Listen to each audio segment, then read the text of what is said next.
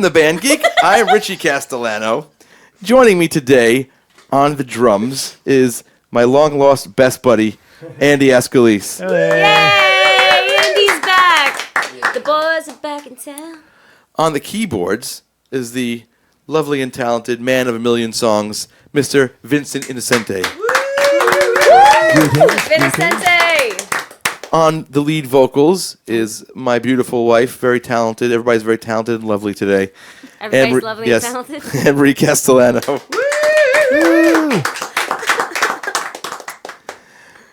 In the background, running the cameras, the director of our show, the enchanting, mysterious Brandy Metaxas. See, I'm not lovely. You're enchanting. Would you rather be lovely or enchanting? I'd rather be whatever you call me. That's right.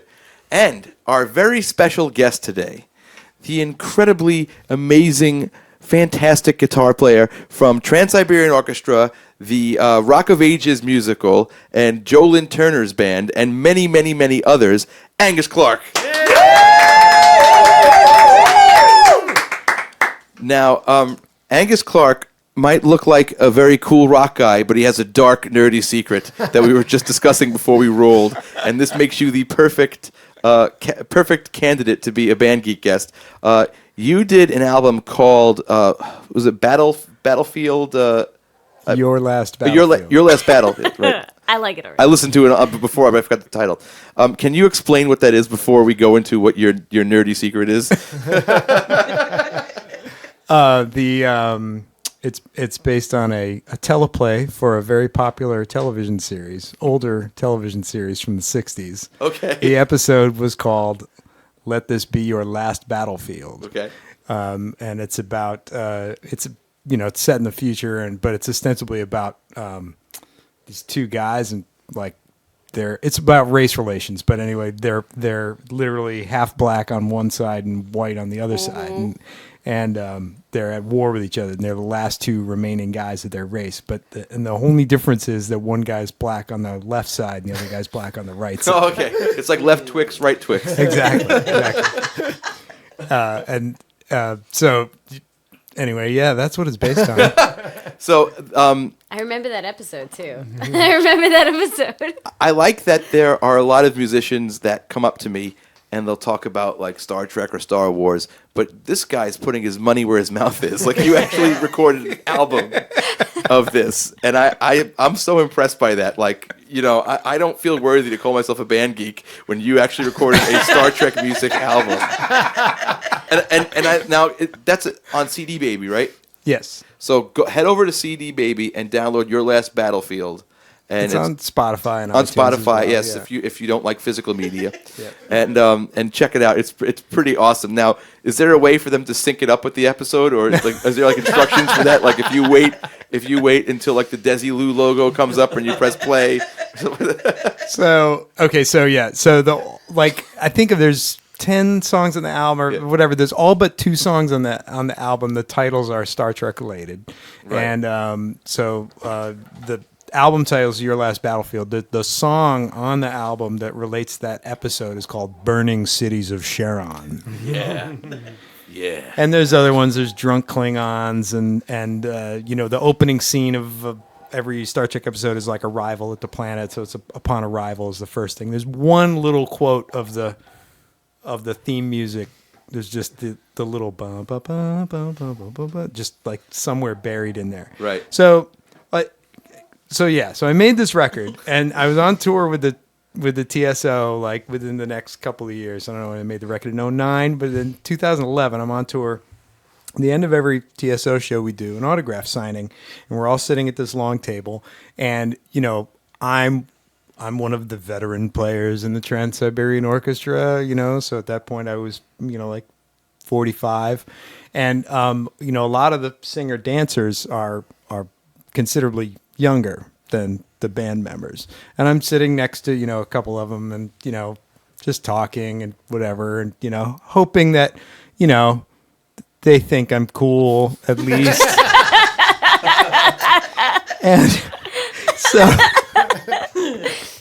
nothing more than that, and so a young guy comes through, a kid probably like 9 or 10. So if he's watched original Star Trek, it's because his dad loves it, just like I do, right? And he comes through and he's super nervous.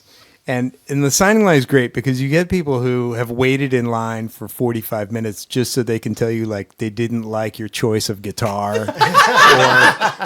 It's like YouTube Live. Yeah, it's amazing. Like, and then you have, young kids and, your heart goes out for them because they get all shy suddenly and, they don't really know what to say or do, but this kid, he had his question. He's like, you have this album, Your Last Battlefield? And I'm like, yeah. He's like, yeah, you have it? He's like, yeah. I was like, oh, that's awesome. And he said, are all of those titles based on Star Trek? And I was like, yeah, man. Yeah, they are. Because that's like my thing.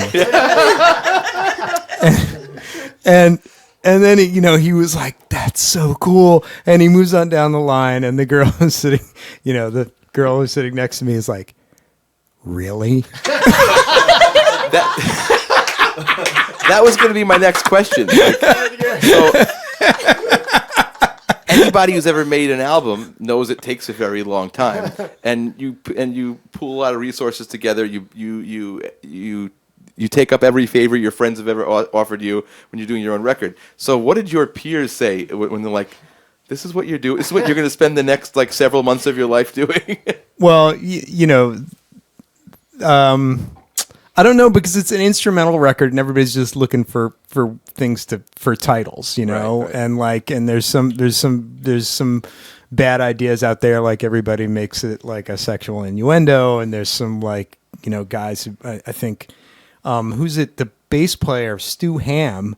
All of his titles are from Philip K. Dick and William Gibson novels, right? Really? Yeah. I didn't know that. Yeah, he's got like all these titles out of like Philip, and Philip K. Dick was my dad's favorite author. Like I have this whole collection of ancient Philip K. Dick novels. Wow. Like literally two books in one. It's like says 25-cent paperback. You bought it like a magazine stand.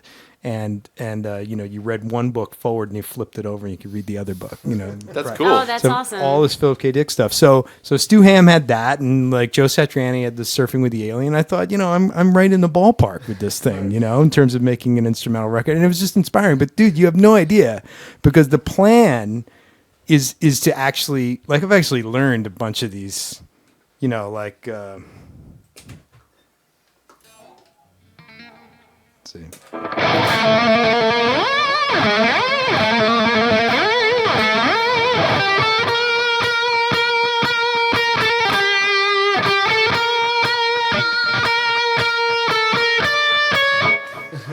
Is that Jerry Goldsmith? That stuff? Yeah, right. It's all Hollywood, kind of. And I was just watching. We just watched West Side Story with my daughter, and it's like the music and it sounds like exactly Like the same. Star Trek? Yeah.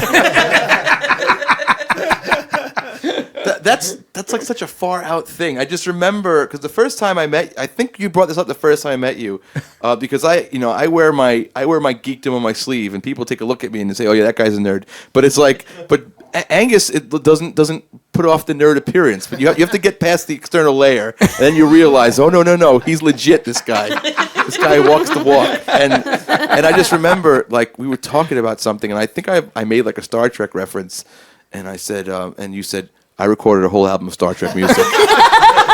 And I was like, nothing I could say is going to be as impressive as that. At least to me. I could be like, I have a Grammy or whatever, but like, no, this guy recorded a Star Trek music album. He wins. And I'm like, oh yeah, I love Next Generation. He went, that's not Star Trek.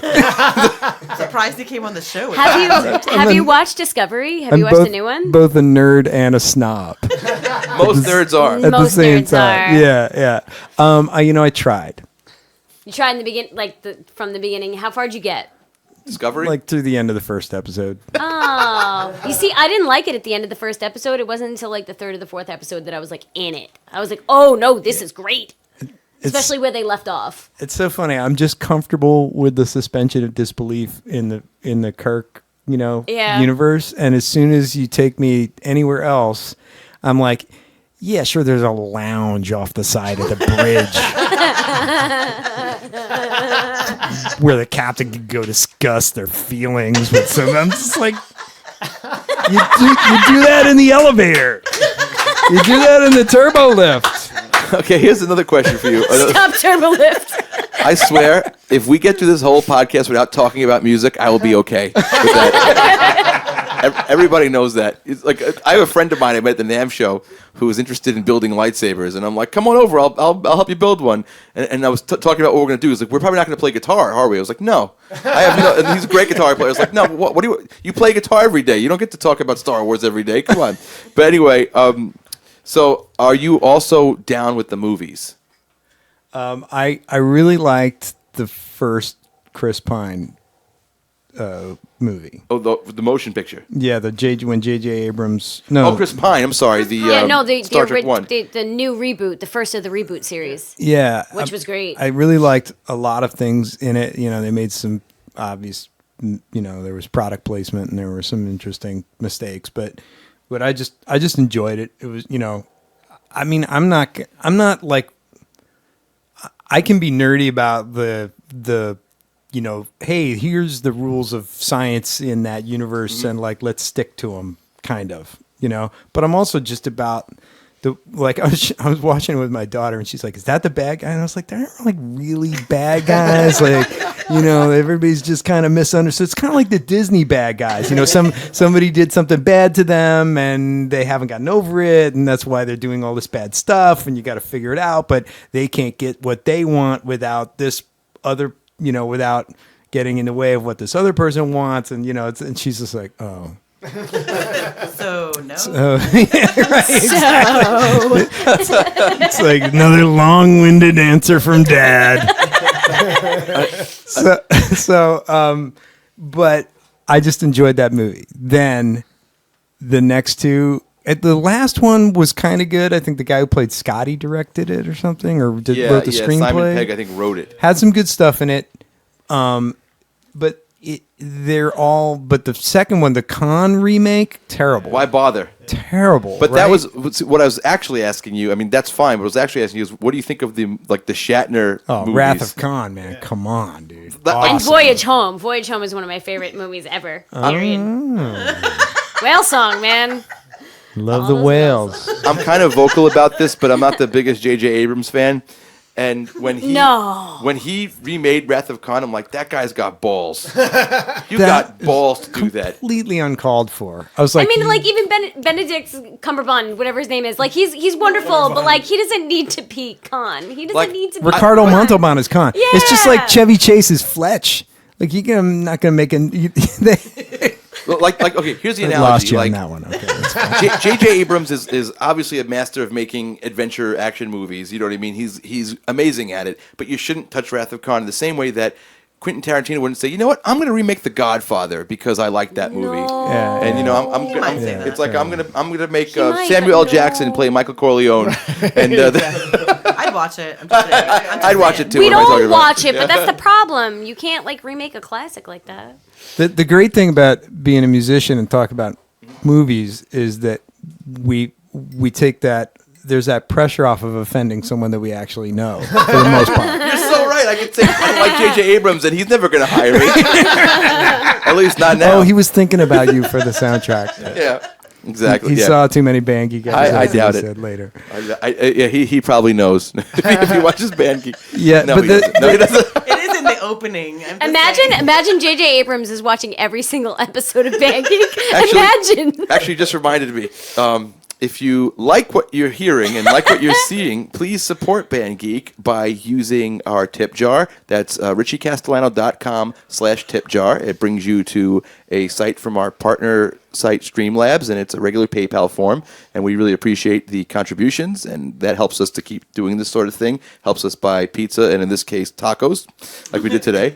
Delicious. Also, if you use Amazon, use our Amazon link, which you could find at riotcast.com/bandgeek. You click that before you do your purchasing, and a small percentage of your order goes to supporting our show and doesn't cost you anything extra. Finally, if you want to support Band Geek and wear some swag, you can go to bandgeek.merchtable.com, where you can find our t-shirts and hats. I think we have a few left, and they're that really cool animated version of all of us done by the incredible Mac Myers. And look out for that, because I think we're going to be adding a few more items to that store soon. So, yep, that's I took care of the business. The reason why is a segue, because in my little clip, I'm going to fly over this. It says like it's showing the instructions of how to put in the tip, and it says like J.J. Abrams is the name, and he's tipping us $100 million. Apologizing. Oh, is that why you did that? It's like, sorry, I screwed up Star Wars. That's so that's why. Really? But I can conclude the thing with the movies by saying that the way that the new movies are informed by what superhero action movies are about these days is, I think, where it falls apart for me, because they all, I was just explaining this to somebody else, because they all end with 20 minutes of complete devastation. Yeah. Right? That's true. And during that time, let's say it's whatever Avengers one where there's aliens coming out of the hole in the sky and they're destroying Manhattan, right? Yeah. Okay, they're destroying like all of Manhattan. And there's like 2 exteriors that are getting completely pummeled, but all around you're seeing like entire buildings going down. You're seeing like a quarter of Manhattan get destroyed. There is one office interior that they keep returning to that has, a delightfully, diverse, multi-ethnic, during the battle, you mean? Workforce, and glass on all sides so they can see everything that's coming their way, but they never quite get demolished. And I'm like, there are, if this were actually happening, there are already like 1 million people dead. And you want me to care about the 20 people in this one office that are kind of seeing it go on. And I'm just like, I can't do that. That's just, and with all the money you have, like, that's the best you can do. I mean, it's so cynical. So I'm just like, and it just makes me come away from it with a bad feeling. So that's where they destroy San Francisco. Yeah, right. And I get that. It's like it turns into an action movie too fast. And if you watch now, I'm a terrible Star Trek fan because I just started watching the original series. I tried it when I grew up on The Next Generation, and I had the opposite reaction you did. Like, I went back to the original series. I'm like, what the hell is this? Yeah. It's like I see the string. Like hanging yeah, like, man, and like there's no like all the fighting looks ridiculous, and it's not about that. But now that I'm rewatching, I realize it's more like a suspense thriller. A lot of those episodes, it's more of a mind thing, Yeah. And I'm sort of embracing it.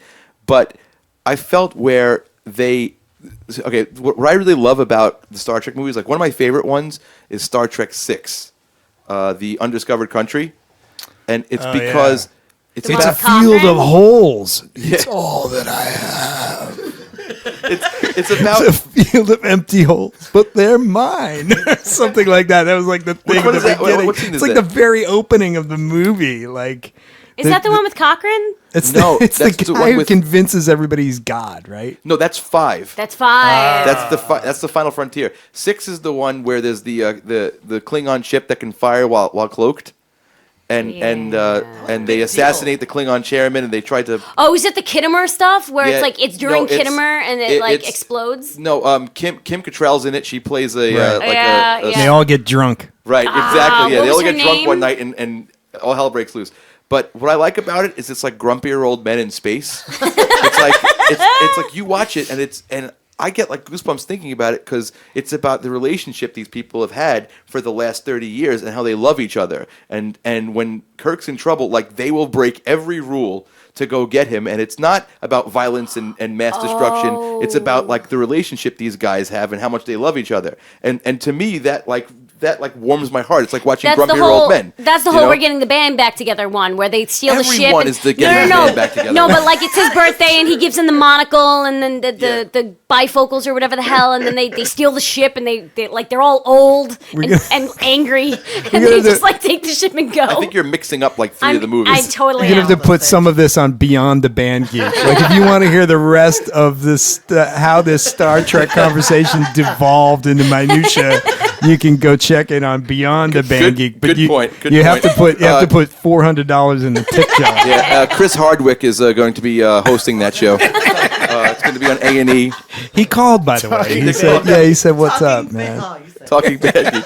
So let's talk about some music. This is band. We did the geek part. That's taken care of. We can put that in a little drawer and close it up for good. So okay, obviously, I met you doing a symphonic gig. We did the Symphonic Music of Queen in Dayton, Ohio. It was my first time ever doing something like that.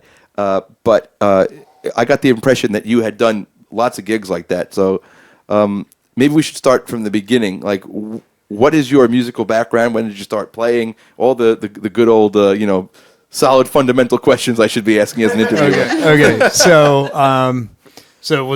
I'm 50. Okay. And I really took an interest in playing the guitar after The Wall came out. When The Wall came out, I was like, must do this thing. And I had my mom's is a singer, classical singer, and my dad loved classical music. He was a lawyer, but he played the cello. So really, very classical around me and everything like that. So I started with The Wall in like 8th grade, and I went to Bronx High School of Science. I went to Bronx High School of Science. See, there you go. That's part of being a nerd geek, going to Bronx High School of Science, and then I went to University of Southern California. Oh wow! And when I first went there, I went as an electrical engineering major because I thought Tom Schultz from Boston was the coolest guy in the world because he invented the Rockman and all this kind of stuff. Reason to pick a major. That's reason to pick a major.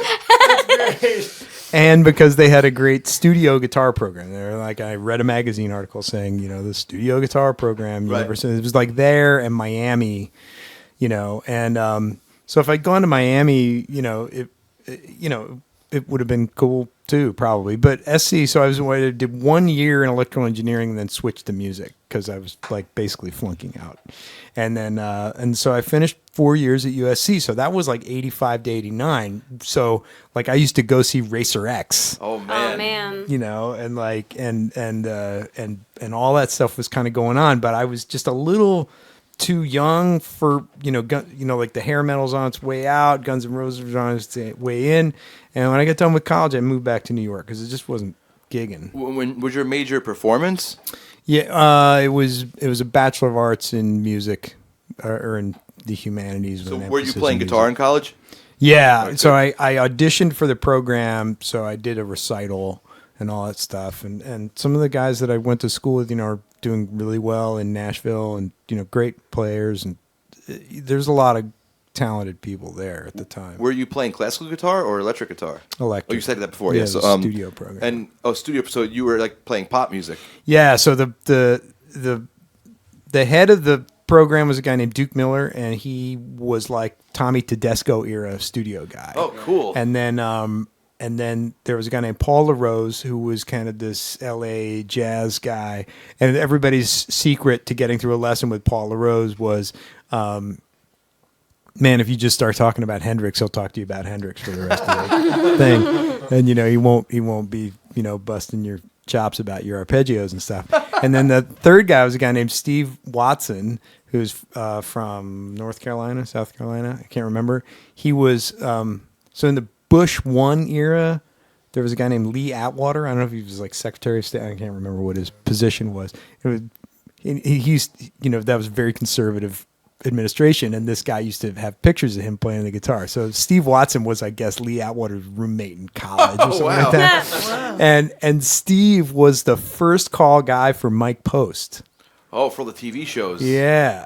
So we would be there, right up, Larry Carlton would play the Magnum PI theme song, and then all the incidental music, like episode after episode, like a million versions of.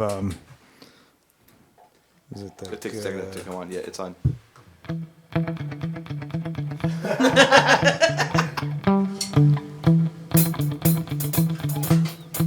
Right, like yeah. That's it. Yeah. And so he would bring in the charts. He would like 5-finger discount the charts off the session. Sorry, Steve, if you're out there listening. And bring them in. And so like that thing from the theme song would be the incidental music, where like Magnum is like sneaking around behind trailers and stuff like that. So it was like a 16th note reading exercise. Like.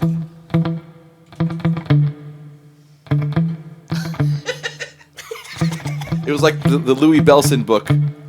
Yeah. It was like one of those Chesky or whatever they go, like those 8th note reading things. So you'd have that, and so he said, "All right, here you go." And he was, can I say hard ass? Can I say a hard ass? Mm-hmm. He'd be like, you get in there and you'd play the chart down, and be like, "All right, yeah, I mean, you could do that," on a session. They'd stop it and they'd roll it back, They do that more than once. You start seeing them. And they'd never call you again. Never call you again. That's amazing because like a lot of times when you're learning guitar stuff, like you never get to see a professional chart. You know what I mean? Right. That's amazing. And one of the things I was really impressed by when I first met you is how great you read. And they so it sounds like someone was whipping your ass to get you to do that. Well, I think I learned guitar by reading. Okay. So like my original teacher at American Institute of Guitar in the city, Michael Cusack, who's from Elizabeth, New Jersey, he took me through Mel Bay Modern Guitar Method grades 1 through 7. You actually did all 7 books? Yes. You're one of the. Oh my God. I've only met 2 people that have done that. You and Bumblefoot. Those are the 2 people I know that have done that. I've never heard of anyone getting through book 2. That's amazing. That's amazing. So yeah. I think I stopped at. And I've taught out Like of Cowhand, I've taught out of the Lovato. Alfred books and those books, and no offense to Alfred, but there's something about the way those simple reading exercises develop the other skills, like the synchronicity of what is covered in each simple reading exercise. When you add a string and then you add, something else, and then they add rhythmic value, and then they this, and the way that book is done just still makes sense to me. It does, and when I was teaching, like the only thing I didn't like about the book was the tunes. It's like I'm trying to explain to a kid, like, no, like just don't worry about the tunes. Like sometimes when it was like, like so. It was Cowhand of Laredo was the one. It was the one, man. Right, it would be that, and while they were doing that, I'd be going. So just pretend it's that. You know what I mean? Like what you do with that. But that's like my only gripe with that. But that's a great segue. You have like an online instruction thing going on, right? Yeah. So, but just to finish about the reading, that's very flattering. You said you thought I was a fine reader. It is an ongoing sense of insecurity for Really? me is the reading, and it's just like. And do you ever you're sitting there with the chart, and then suddenly like you're reading, you've compressed or decompressed the time, and like the measures are going by like twice as fast as you think they're going by, or half as fast as you think they're, like it just that kind of thing. That makes me feel like better to hear you say that because like it's funny because when you first meet somebody, you don't talk about stuff like this, especially when it's in a professional setting where you're both basically doing the same gig. And the people just hired you or whatever. So I'm sitting next to him and I'm thinking the same thing. Like, man, I'm having a hard time with this. And now that you're telling me you're having a hard time with it, makes me feel better. But who was like really scary too is I just did a gig with Tim Quick, And he's and scary he was good. just like, I had a feeling that he basically was reading the stuff for the first time and just crushing it. Yeah, he's you know, scary good. But so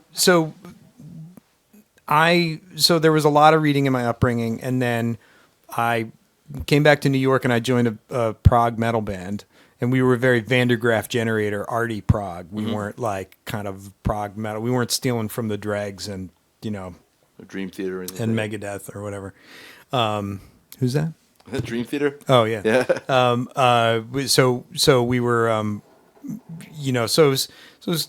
it was not a fit because Nirvana came out and like that was it. Yeah. Right. It's over, yeah. Yeah. So then I got hired by Kitaro, who's a new age artist, and the last guitar player who had it before me was a guy named John DeFaria, who's an amazing player, LA guy, and he sent me his charts. So then it was, so then I got to see like charts that were, professionally done, but for, this kind of weird new agey gig, just be like solo, 48 bars or whatever on cue, go to this part. And there were just minimal things written out, just the chord and kind of do something here. And you'd listen to the record, and if there was any question, you could look at the chart, but then half the stuff wasn't there. It was just as useful as like those crappy piano books we used to get. Remember when we were all first studying, it was like the only transcription book you could get was like a crappy piano book version of it. And you're like, this is not even close to the part. Not in the same key. Right. It's So then it was just like, man, you just got to listen to the stuff and learn it. So in the instructional stuff, so if my reading is good, I thank you, and that's awesome. But my notational skills are terrible. So on the TrueFire stuff, which I love doing, is a great outfit, and you can check out the TrueFire website for all the lessons. It's really good, really great resource. It is just like you can just turn it in, and they have a transcriber. Oh, that's nice. Do it, and it's way better because I think I tried to do like 10 licks for blah blah blah for some magazine, and like my transcriptions didn't match my my performance of it, and I'm just like, it's just a field. It's just Tony Iommi stuff, man. Yeah, I mean, right. it's just, come on, you gonna ask Tony Iommi to notate his stuff? It's like, well, no offense, Angus, but you're not Tony Iommi. Point taken. Yeah, I'm always wondering when I'm watching these things, like there's a guitar player I really like named Martin Miller, and I bought his like one of his courses, kind of like what you do. I bought he had like a fusion one, and I'm reading it, and I'm like looking at all the transcriptions, and his stuff is like crazy, and every note is there in the transcription. I'm like, I wonder if he had to sit there and do this, because that just seems like it would be easy enough to say, okay, I'm coming up with 20 licks, and I'll film myself doing them fast and slow and whatever. But then like to have to go back, that's where the hours come in. There are certain things that when we set out to make our living with a guitar in our hands, right, you wind up with a certain skill set, like the things you can do fast and the things that, take a lot of work. And so some guys just wind up being able to do that. They develop what's necessary to be the transcriber guys. Right. And I'm not one of those guys. I envy those guys no end, but I mean, it would never, any attempt that I made, it's like, oh, I could, do a transcription for, Cherry Lane music of, this or that. It was just like, oh, it's going to take me like 10 hours to do what some guy with perfect pitch and great notational rhythm skills can do in 20 minutes, so forget it. My path wound up, the stage was always just very compelling to me. Like Hendrix. The performance aspect of it. Yeah, it's so important to me to be connected in that way. Like that's what I love about music is when we have fun doing it, when we connect with each other as players, and when you're doing something for the audience and you're showing them that like, I'm totally in it. I'm totally doing this for you.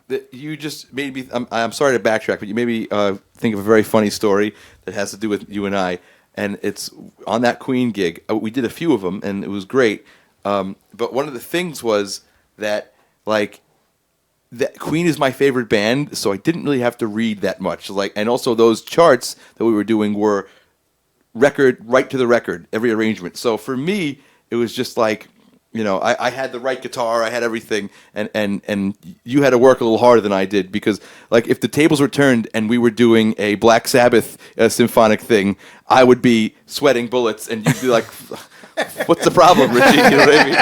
But anyway, but there were songs I didn't know, and I had to, you know, write my notes on them, and my notes were like so stupid, because my reading, if Angus says his reading is okay, then mine is horrible. I mean, I could read, I cannot sight read. Like if you put guitar music in front of me, it makes no sense to me. It's like I have to sit there and figure it out, internalize it, and then once I've played it a few times, then I can start seeing the connection. But I can't do it cold, you know, like, and that's something it's something I can't do because it's something I've never been asked to do.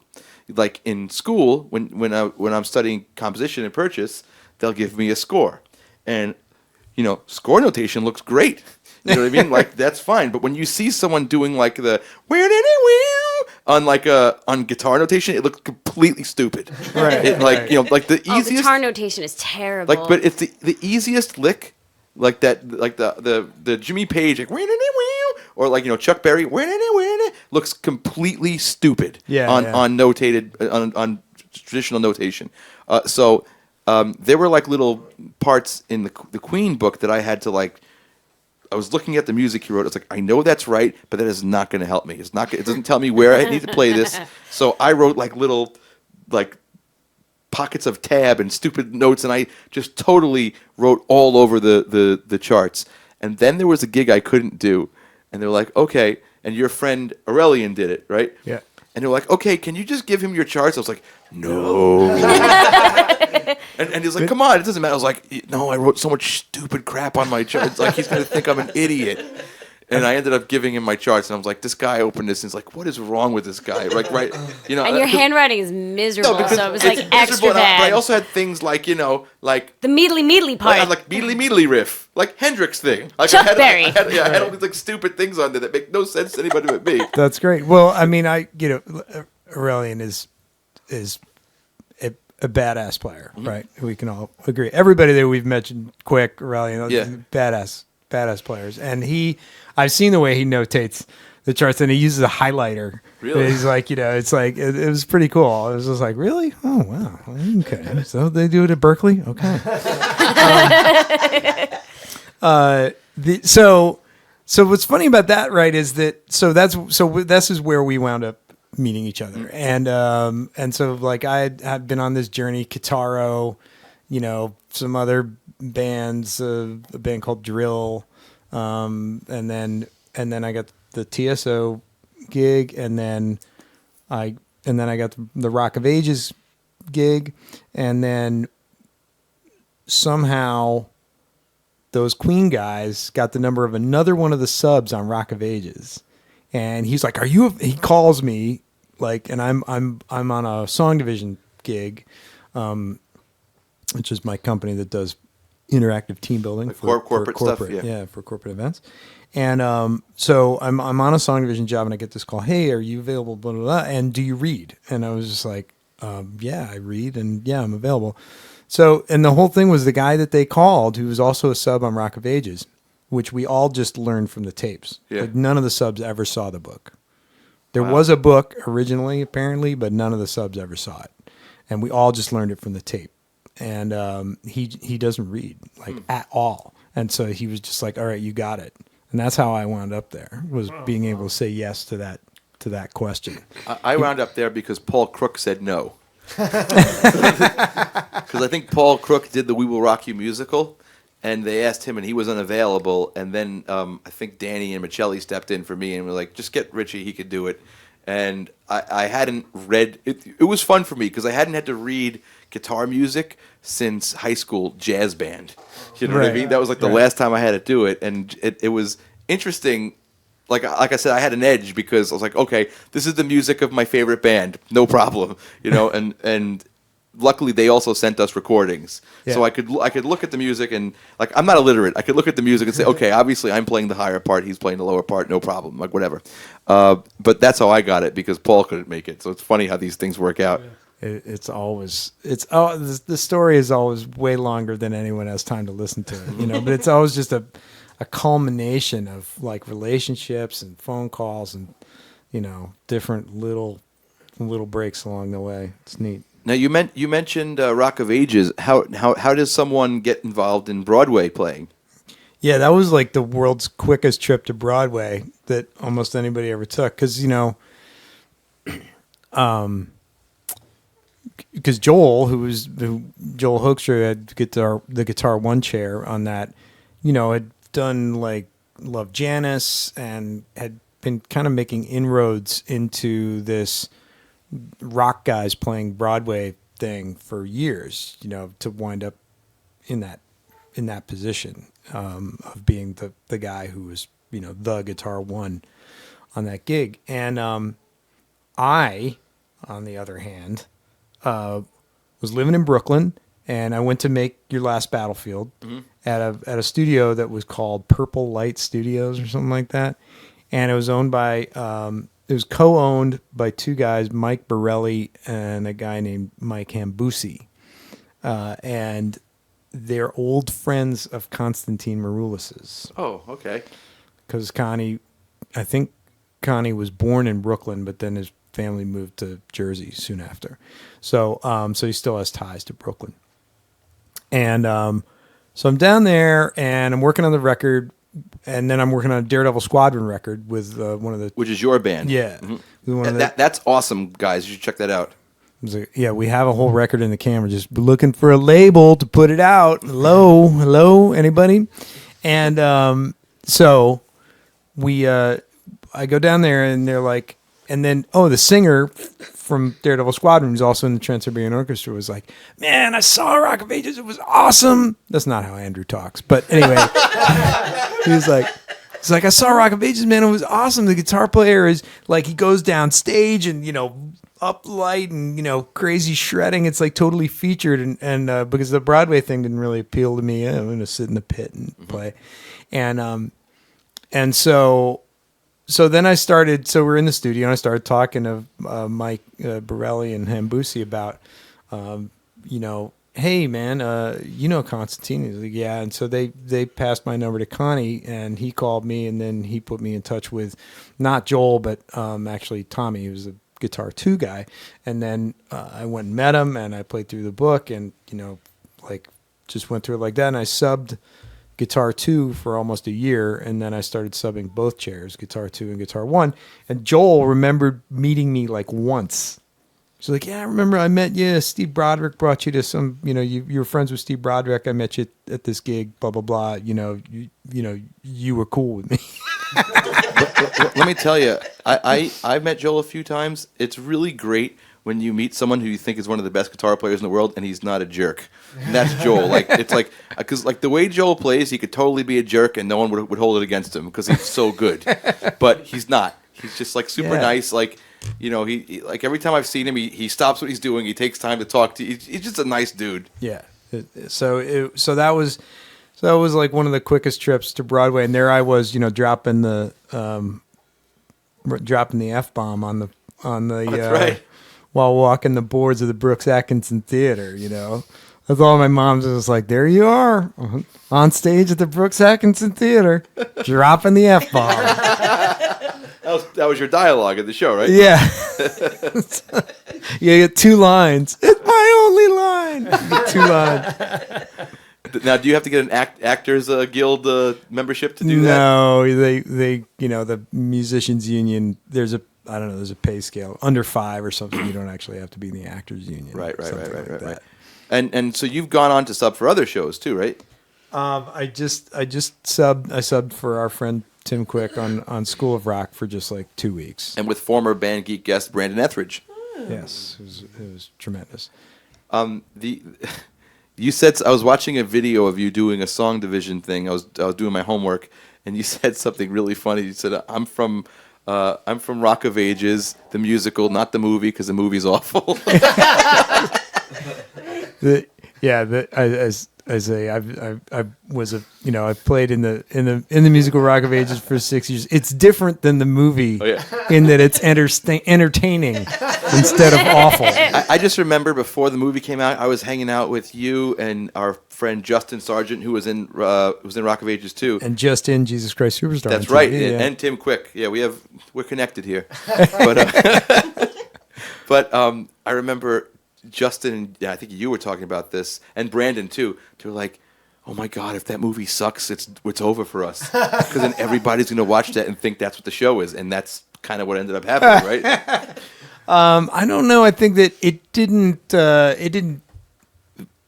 make it. I couldn't say. Yeah, so I just don't think. I don't think it had a real detractive effect to the Broadway show, but I don't think it cemented the notion of the brand and legacy, it didn't help. Yeah, I mean, like you look at the movie School of Rock is so good, that they could go make a musical of it like 10 years after it was released. The brand is so strong, and I'm sure that musical has its challenges in production in terms of getting in terms of turning it, all these music, you find out all this once you work in the theater, but all these musicals, they rely on, once it closes, printing the book up and licensing it to, to regionals and colleges and schools and all that kind of stuff. And, so that challenge of having, you've got a student band backing up an even younger student band, it's like,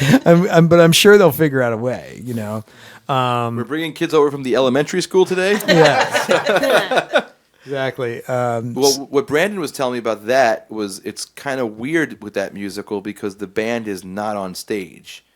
And so that was me in a traditional pit, and it was not my favorite place to be.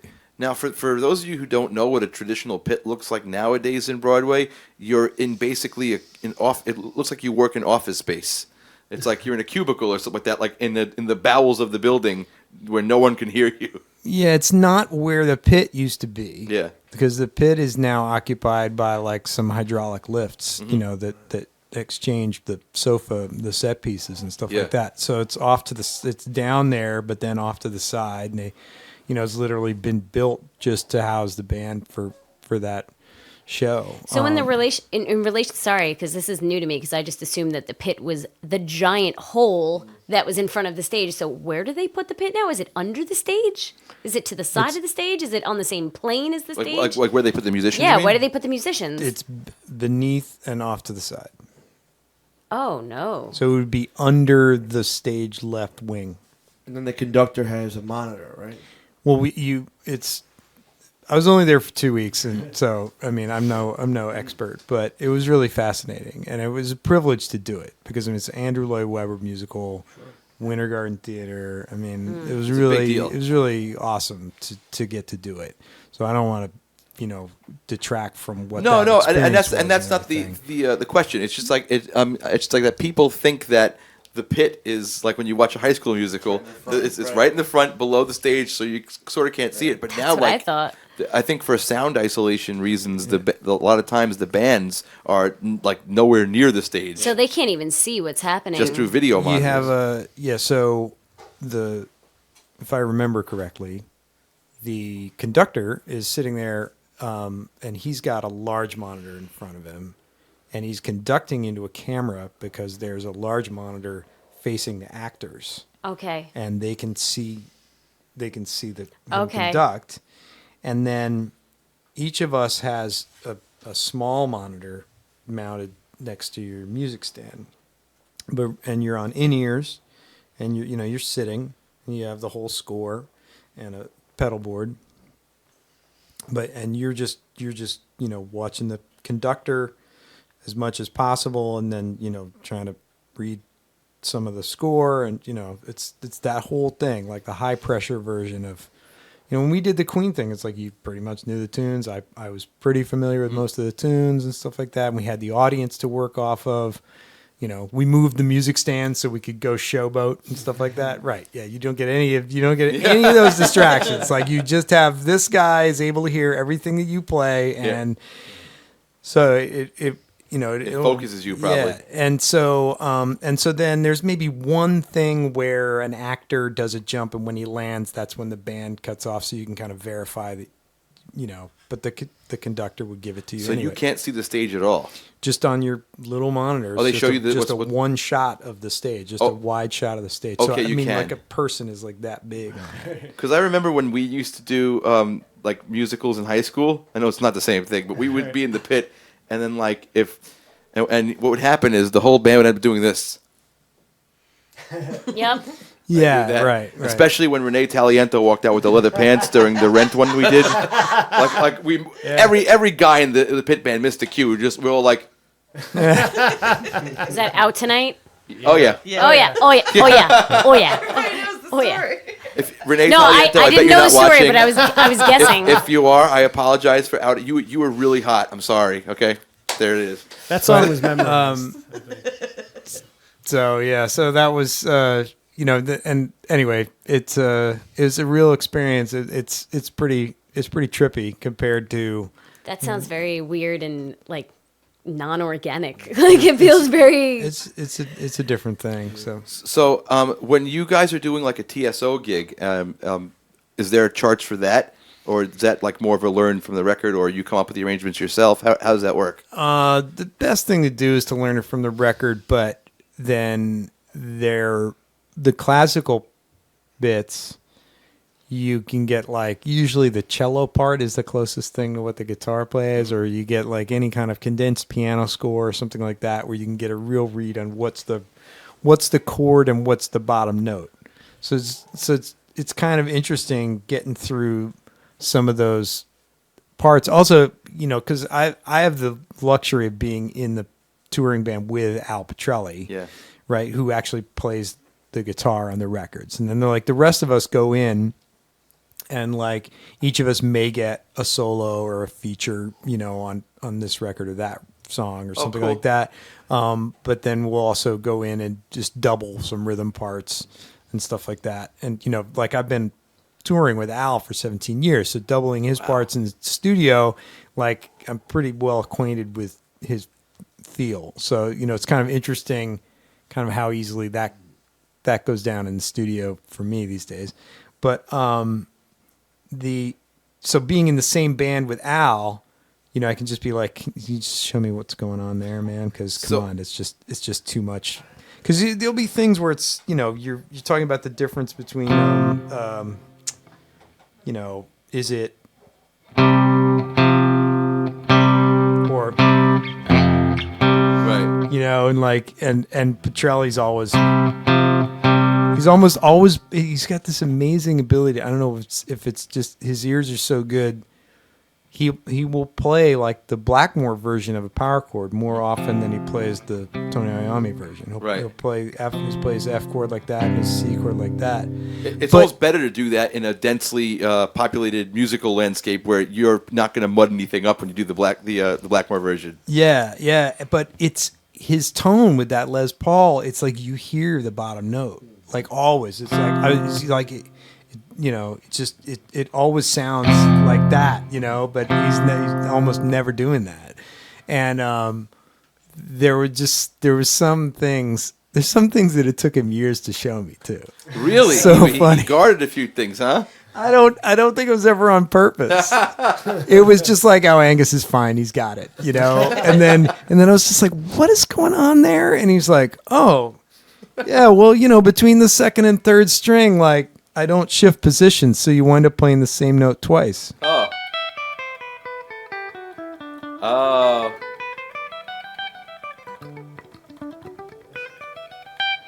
I was like, that's maddening to try to figure out from the record. Because you think it's a linear scale, and they're like, oh no, there's a double note in there, but it doesn't sound like a double note because it's on a different string. So that'll just drive you up a wall. So That's the secret. So yeah, now the reason why Angus says he's in the band with Al is because there's multiple TSO bands, right? There's two of them? Two. So there's another band with totally different guys in it doing the same music, and that's just a logistical advantage, right? Yeah, they put out the first tour. I mean, the TSO has been so good to me. It's amazing to be just a part of it. And we lost Paul O'Neill I last know. year. So we've all gone through a lot, making sure that the his legacy is intact, and it was just such an honor to work with him. And but the story there is that they had this genius idea, and it became a hit on radio, and then they put it on tour in let me get the years right, 99 would have been the first tour, and I don't know, it was like maybe 2 weeks worth of shows or something like that, and that was one band. So that was Petrelli, Caffrey, Johnny Lee, Jeff Plate, was the rhythm section for that. And then 2000, Al was in Megadeth, but the story I heard was that the booking agent or Krebs went book two tours. Oh, okay. And then they told Paul, Oh, so it was like But a with- scramble sort of situation. No, not a scramble, but just whichever way it happened, Paul had the vision to see what it could be, and it's the nature of it being the Christmas season, and you need to get to all the major markets in that short period of time, and so then in 2001 was when I was hired. So there was an East Coast West Coast band since 2000, but since 2001 it's been me and Al and Jane, and then Johnny Lee came back in 2002. So it's been me, Al, Johnny, and Jane, except for a couple years where Johnny went to the East Coast band. But Okay. yeah, so I mean that's family. Yeah. And we have a degree of separation because Al Petrelli played with Blue Oyster Cult for I think Yeah. a month's worth of gigs or something. Yeah. He did my position. He played keyboards and guitar. He played Alan's parts. When was that? 99, I think. I'm sure someone will correct me if I'm wrong on Twitter. Yeah, and we had John O'Reilly in our band for years. Very, very incestuous. Yeah, yeah. So let's play a tune. Well, we already recorded the songs. I'm not going to pretend like we're doing that anymore because it always comes off stupid. Because when we come back, we're like, "Yeah, that was great, guys. Good job." So natural. Yeah. What song do you want to play for the people first? Well, I just in the last 2 years I had the honor of getting asked to play with Lynn Turner, and from Rainbow, and it was just so amazing for me because and I'm a hero to everyone I went to high school with because they, WPLJ, when it was Carol Miller on WPLJ, in the afternoon, she wore, Look at me. He has a WPLJ pop socket. yes, Put it to the camera. Pop socket. not the WPLJ that it was, That makes pop sockets. but we'll tie that into the second song, Okay, what yeah. WPLJ is now. But so we have WPLJ to blame for everything you're going to hear. So We do a chronological PLG history of through the years, WPLJ. right. Yeah. yeah. So, man, but they just wore out Jealous Lover, Stone Cold, and Street of Dreams. I mean, just so intensely. And so when I got the call to play with Joe, it was just amazing. And, got to play all that stuff plus a couple Yngwie tunes, which was terrifying. and of all those tunes, I really had to pinch myself playing Stone Cold and Jealous Lover. Maybe Stone Cold most of all because that. Blackmore's your dude. Just yeah. Look at the guitar this guy brought. Yeah, I was, and so the first year I was very happy. So this is a '62 American Vintage '62 with David Allen pickups, and I was so kind of stoked with how this one did, and then this one's a custom shop '69 that I got more recently that has Seymour Duncan pickups,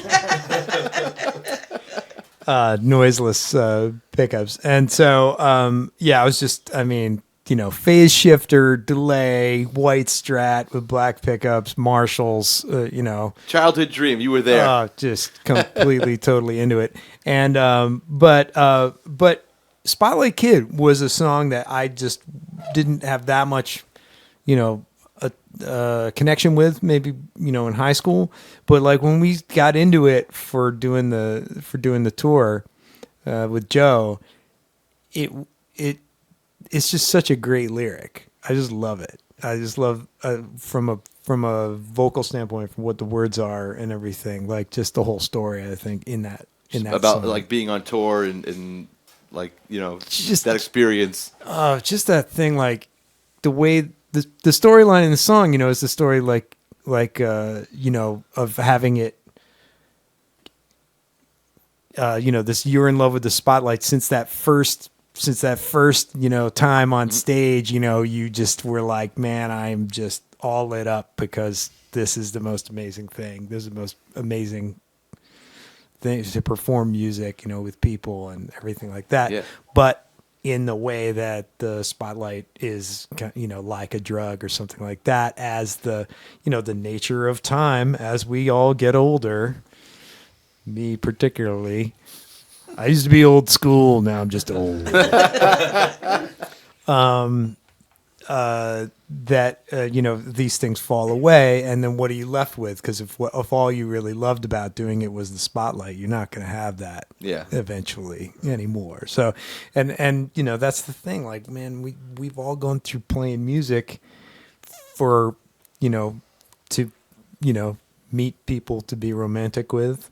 We've money, some sense of self-worth, all these different things. But then at the end of the day, like it's play for play. Like this is what, there's the joy of just making the music. So anyway, that's why. So let's do Spotlight Kid. Okay, so coming at you right now on WPLJ, Spotlight Kid.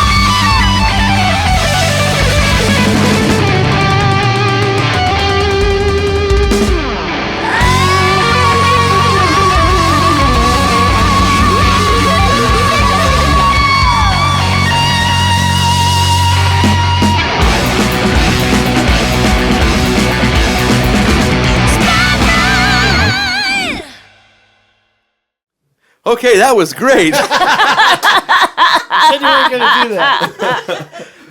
Good job, Andy. Great solo, Angus. Wonderful vocals. Vinny, you practiced really hard on that. Nice job, buddy. That's a lot. When I told Vinny has like a non-prog rock clause in Band Geek.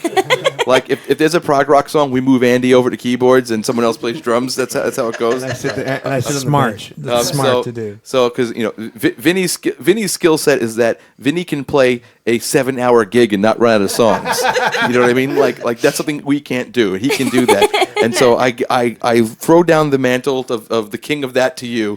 But he just no prog rock. So when I listened to this song, I said, this is sort of on the edge of what you're going to be comfortable with, But he's like, no, I could do it, and you came through. So thank you, buddy. Yeah. Good job, Vinny. Well, thankfully there was a horror in the middle of that song. Yeah. And a wedding player. So That's right. The Jews, Italians, we can do a horror, no problem. Brought me back to what I know. It was a tarantella, a horror, whatever.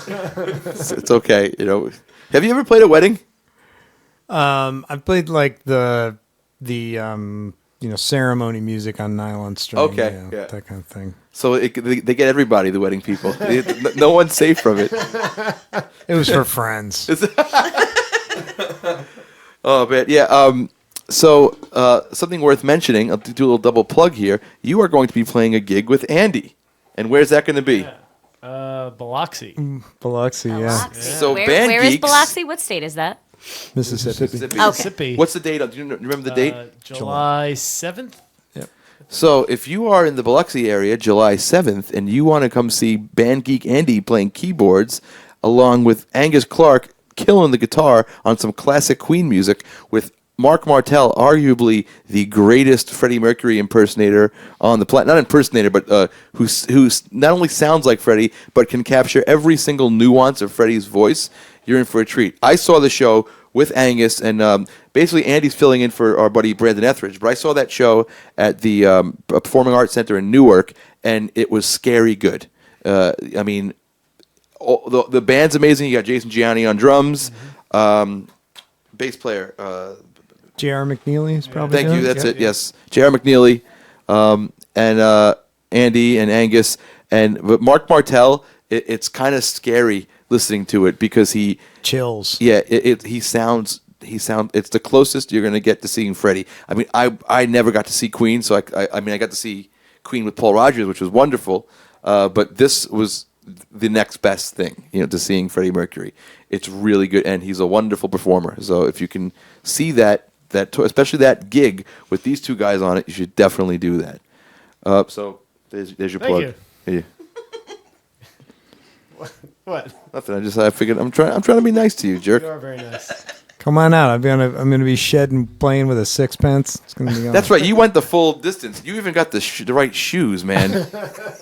like I went to go see them, and everybody's like, "Wow, he got the guitar." I'm like, "Screw that. He has the shoes on. He got the right shoes. This guy.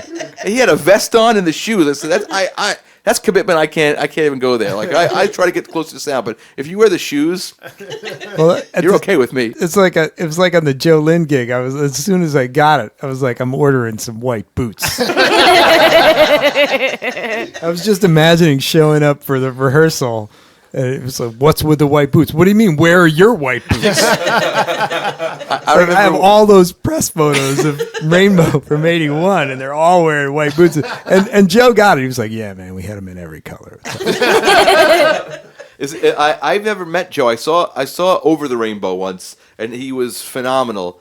But what's it like? I know you did a gig with Jules Rodino. He filled in with you guys. Yeah, Jules was slaying on that gig. Oh yeah, and all the drummers have done. Charlie Z, Jules, Jason Hartless. All those guys are killing. Man, it just, you don't hear a guy open up his mouth and make that kind of sound every day in the microphone. It's nuts. It really, like, even if it wasn't, like I got chills playing like Stone Cold because of what it was on the radio for me as a kid. But man, just really, I mean, when we do Highway Star and, there's some of the Deep Purple classics and Long Live Rock and Roll and all that stuff, it's like, man, it is just the real deal. It's one of rock's great voices, man. He's just got it. And you don't hear that often. I mean, right Right. I'm not saying that I don't make them like that anymore, but I mean, Yeah. it's and he's still doing it, like for real. Well, Yeah. that's what's amazing to me because I always felt like there was a bit of a shelf life on that kind of singing. You know, like there's only so much you can do of that before you have hit the wall. Like, I can't sing these notes anymore. This is going to have to come down. This is going to have to come down, or I can't hit them with the same amount of power. Like, I'm already noticing things in my own voice in 5 years' time. Like, I can't imagine the span and the scope of that kind of career. Yeah. You just have to, if it's the physiology or the way they're using it, or there's just some, like Paul Rogers, man. We had Paul Rogers come out with the TSO, for He's a a couple freak. of gigs. Oh, he's unreal. For a He's couple unreal. of gigs like 10 years ago, and then he came back out again last year, and the year before last, and just same thing. No more rock star than that guy. Like, we show up for sound check, and there's his mic stand. His custom made mic stand. It's like there's nobody else's mic stand. It's his mic stand. It's just sitting there in the middle of the stage, and we're just standing there like, mic stand is on the stage. And then he walks out, and he walks out and he grabs the 58 off the stand, and he picks it up, and he twirls it and throws it and catches it, and then he goes and he does, whoa, whoa, whoa, just like one of those. I was like, rock star in the building. There you go. I mean, it's just, I saw that dude hurl. I swear it must have been like 15 feet in the air. He threw that thing, and then he's like still singing like Paul Rogers, because that's just amazing. He gets better every time I've heard him from the beginning. But like then I'm watching him. I think we were on the boat when I saw him, and he's throwing this thing, and the boat's like this, and he's throwing this mic stand up in the air and catching him. How are you doing this? How are you a human? He can't be human. Practice. He can't. He's amazing. and, He's and- so amazing. and still such a nice guy. And Well, here's a question for you. Do guys like Joe Lynn and Paul Rogers, when in your experience, do they have like a strict like regiment with like sleeping and eating and like just to maintain the voice? I wouldn't know about Paul because we just saw him like Just one a day at a guest spot, time. right? I think it's just proper rest and hydration. I mean, as much time as I spent with Joe, which was really just kind of like 3 runs. Just these guys, they take it easy when they're ready to do it, and they know how to rest it. And like Joe, I think he's sung with. We had a couple gigs where he had a cold, and he's always said oh, my teacher taught me how to sing above a cold, like where his placement to get his placement in the right place so he could still do it. He's just got great training and instinct, and I don't know. So he took man. lessons for singing. Oh yeah, yeah, Wow. yeah. So I just honored, just been a thrill to ever be on stage with these guys. So before we shift gears to current PLJ, is there anything else you want to plug or talk about before we play the last song? Well, first of all, thank you so much for having me. This is a pleasure, and I think we're going to talk about Star Trek more after this. So I mean, sorry, Band Geeks, you don't get to hear that part of the conversation. Well, I've got all the courses on TrueFire. If you're interested in some of my, the TrueFire is a great resource. It's a great website, subscription-based website. There's stuff on YouTube, but that's not like the full app. If you get the app, you can slow it down. You have the notation. You get the backing track. All this kind of stuff. So it's a much deeper thing than some people think it is. Right. And then haven't been an active YouTuber, but I'm about to get started on that much more. I've got a home studio now set up, and so there's going to be some more stuff coming out. Some demos and Star Trek music probably, and some other things like that. And the things that I'm working on right now, Song Division is something I'm very passionate about. We do, if you're not familiar with what it is, it's we basically just believe life is better with music. And we do that by getting hired in the corporate events marketplace to create customized interactive programs for non-musicians. So the main one that we brought in was having a band of great players interactively write a song with a group of any size people. But that's spilled over into just a host of other highly interactive things that we do for, big sales meetings for big pharmaceutical companies and sales kickoffs and all this kind of stuff. But How long have you been doing that great. For?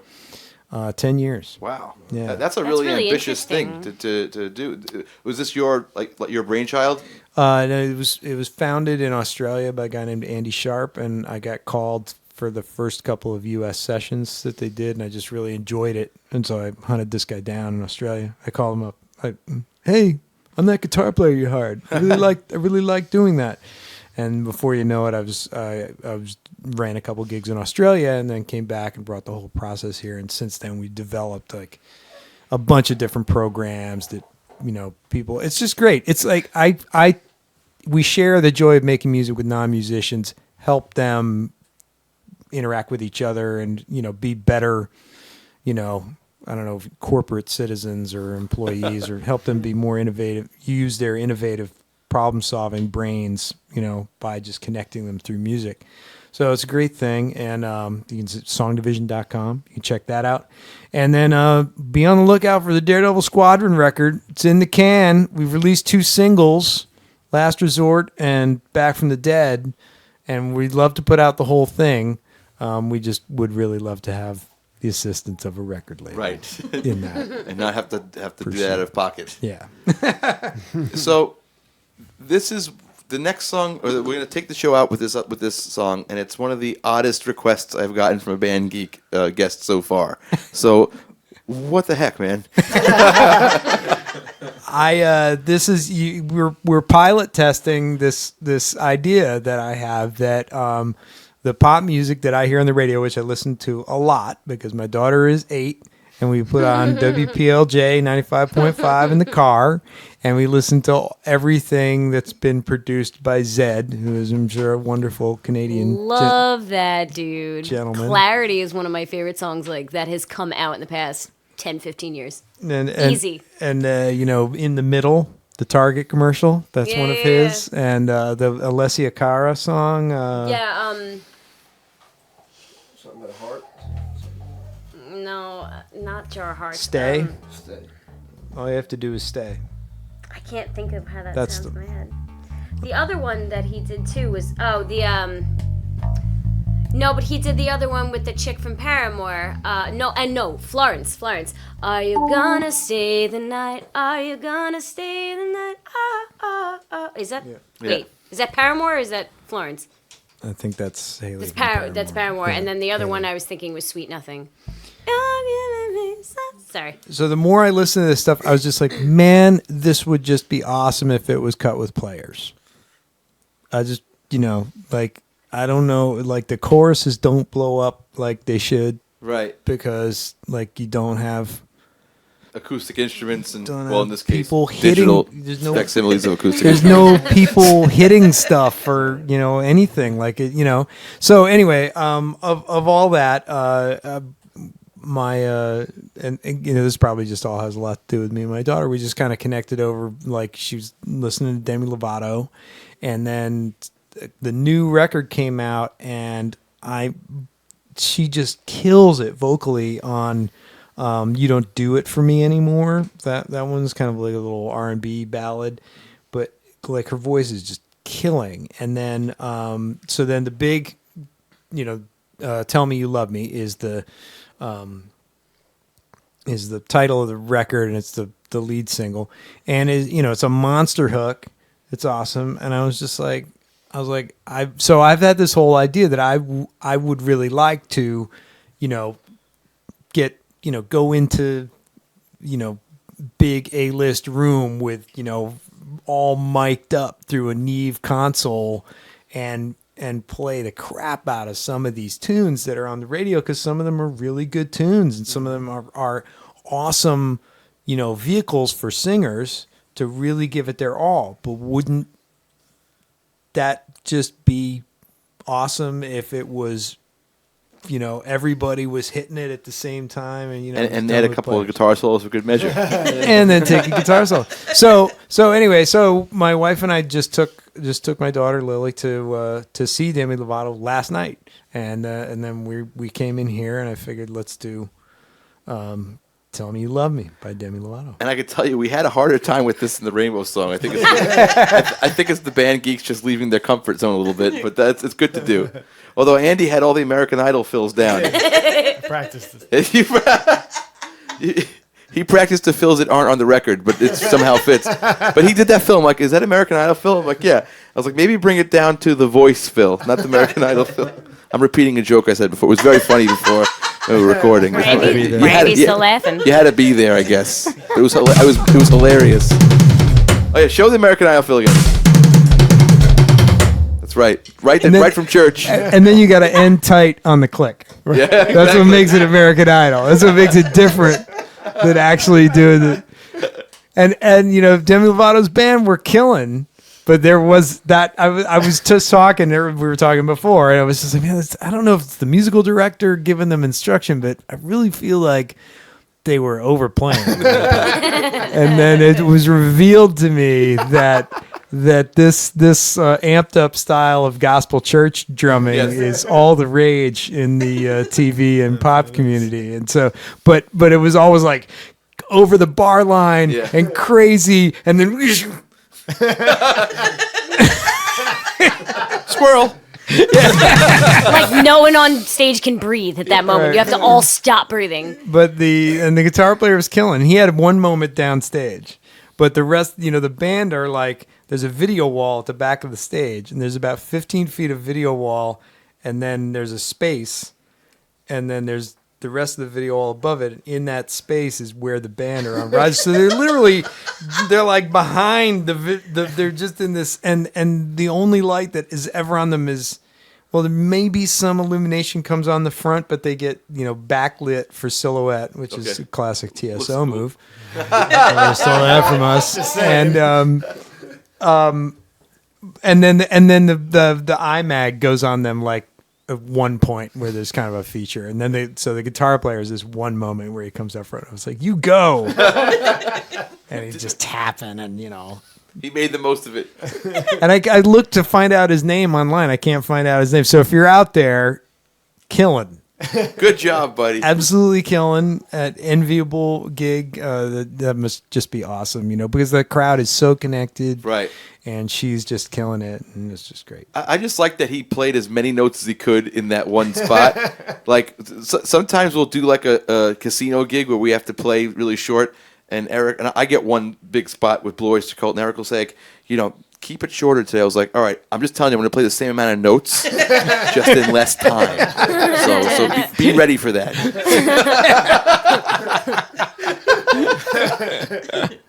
Okay, I want to thank our guest, Angus Clark, today, who's been wonderful. Awesome guest. You're like the perfect Band Geek guest. The Star Trek and the music knowledge and the schooling and the touring experience. This is awesome. Your stories are great. You could write a book, I bet.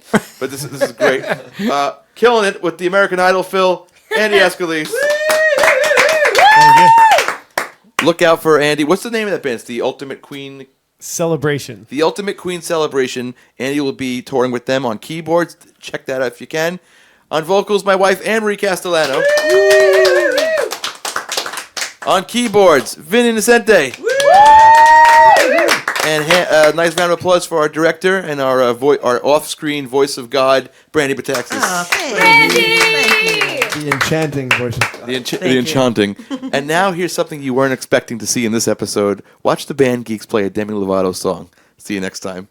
1, 2, 3, 4.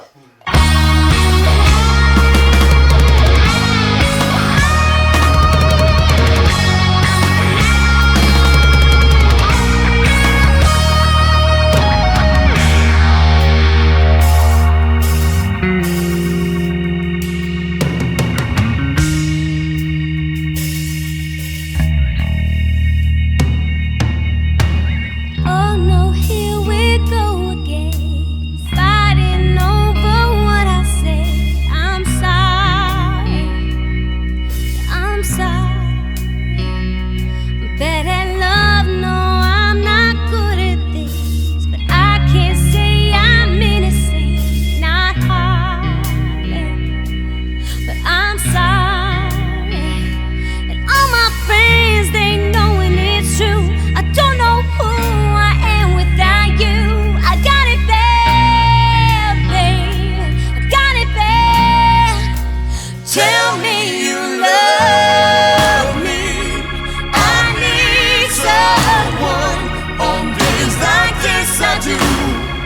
On days like this, tell me you love me. I need someone. On days like this, I do. On days like this.